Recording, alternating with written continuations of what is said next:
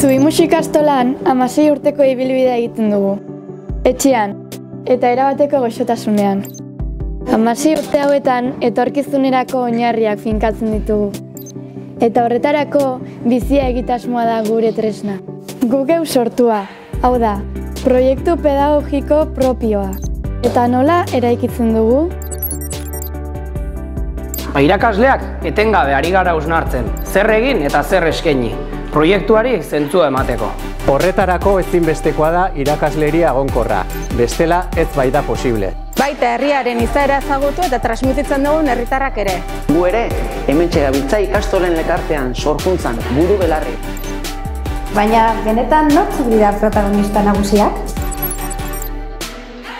Gu noski, pausoz pauso eta ibilian. Bizipenetatik hasten gara, gorputza sentituz eta mugimenduaren plazerretik.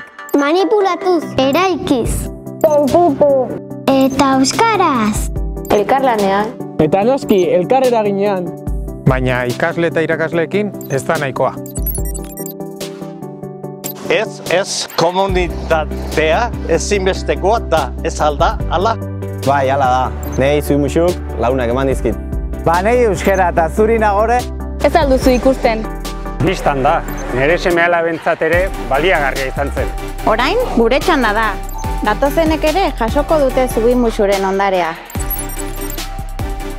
Zubimusu ikastola da eta garbi daukagu gure konpromisoa Euskal Herri guztira zabaltzea dela. Eta zu?